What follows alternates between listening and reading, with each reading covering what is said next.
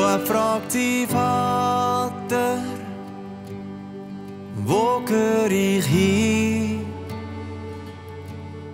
Wie hast du das gemacht, wo gleich alt bist gsi?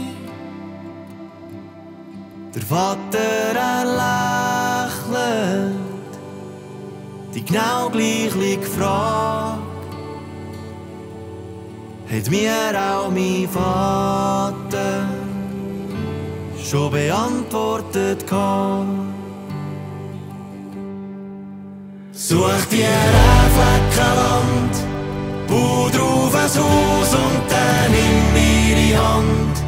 Lass ihn nicht los, pflanz im Garten einen Baum. Für deine Kinder, irgendwann sind sie gross und gönn mir im Wind, drum such ein Flecken Land.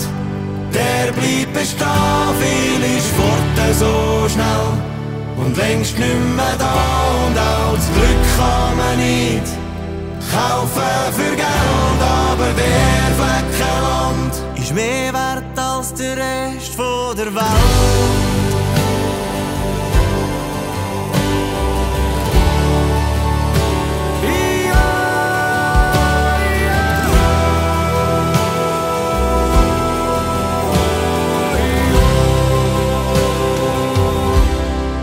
Man wird erwachsen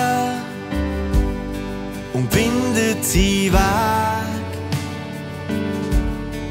macht auch ein Fehler, biegt dann wieder zurecht. Und wenn du da alt bist, fragt dich dein Kind und du wirst lächeln